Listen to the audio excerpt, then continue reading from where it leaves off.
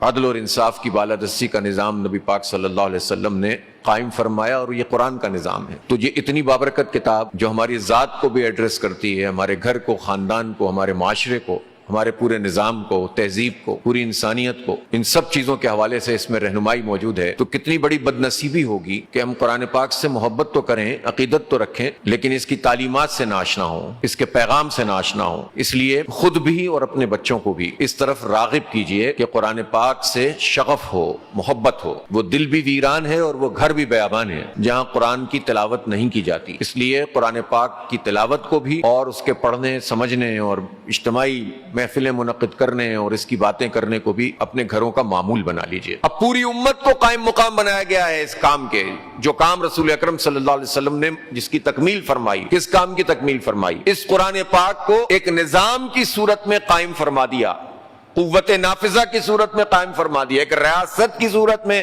قائم فرمایا، اور پوری امت کے سپرد کیا کہ اب اس کو سنبھالو۔ جب تک سنبھالتے رہے، عروج حاصل کرتے رہے، بتدریج زوال آتا چلا گیا تو دنیا میں بھی بے زور ہو گئے، کمزور ہو گئے۔ پھر عروج حاصل کرنا چاہتے ہیں، پھر اس کے نظام کو قائم کرنا پڑے گا، اس کے بغیر گزارا نہیں ہوگا۔ اسی میں عظمت ہے، دنیا بھی ہے، آخرت بھی ہے۔ 23 سال کی مدت میں یہ قرآن پاک نازل ہوا، اور اس کی حکمت یہ تھی کہ مختلف وقتوں میں اس دینی تحریک کو جس چیز کی ضرورت تھی اس کے اعتبار سے اللہ کی طرف سے ہدایات اور رہنمائی نبی پاک صلی اللہ علیہ وسلم کو ملتی تھی، اور آپ صلی اللہ علیہ وسلم اس کے مطابق عمل فرماتے تھے۔ تو یہ سب سے بڑی سنت اس دین کا اور اس قرآن کے نظام کا قیام ہے۔ اس کو چھوڑ کر اگر کوئی سمجھتا ہے کہ ہم نبی پاک صلی اللہ علیہ وسلم سے عقیدت اور محبت کے زمزمے بہا رہے ہیں، تو اس کو سمجھنا چاہیے کہ بنیادی چیز کو چھوڑ کر آپ کیسے جزوی چیزوں کی بنیاد پر توقع رکھتے ہیں کہ ہم آپ صلی اللہ علیہ وسلم سے محبت کا رشتہ قائم کر سکیں گے۔ اب قرآن پاک پہ ہمارا ایمان ہے، ہم نے اسے پڑھا ہے، اس کو سنا ہے، اس سے عقیدت ہے، لیکن یہ کتاب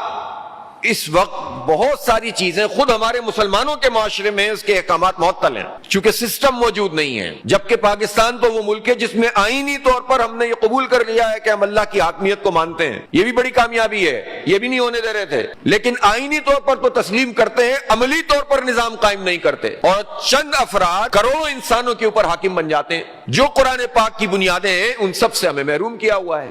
ظلم اور فساد اور انسانوں کے درمیان تقسیم اور تقسیم در تقسیم، یہ سارے کام وہ کرتے ہیں، اور ایسے افراد جو عام لوگ ہیں وہ ان کا شکار ہو جاتے ہیں، زندہ باد مردہ باد کرتے رہتے ہیں، لیکن یہ نہیں دیکھتے کہ یہ لوگ ہمیں کس طرف لے کر جا رہے ہیں، ہماری تمناؤں کا خون کر رہے ہیں۔ اس لیے اس قرآن پاک کا، اس پر ایمان لانے کا، اس سے محبت کرنے کا، اس سے عقیدت رکھنے کا، اس کو پڑھنے کا اور سمجھنے کا، تراویح میں اس کی تلاوت کرنے اور سننے کا تقاضا یہ ہے کہ اس کے نظام کو قائم کرنے کی جد و جہد کی جائے۔ اس کے احکامات موجود ہیں کتاب میں لیکن نافذ نہیں ہے۔ جب نافذ نہیں ہے تو ہر مسلمان کے اوپر یہ واجب ہے کہ اس کو نافذ کرنے کا سسٹم بنائے۔ اس قرآن پاک میں تو جہاد بھی ہے، قتال بھی ہے، اس میں تو ذات بھی ہے، معاشرہ بھی ہے، خاندان بھی ہے، نظام بھی ہے۔ بس اس قرآن سے جڑے، سیکھیں اور سکھائیں، پڑھیں اور پڑھائیں، اپنے دل کو منور کریں، اپنے اخلاق کو درست کریں، اور اس کا پیغام لے کر پوری دنیا پہ چھا جائیں۔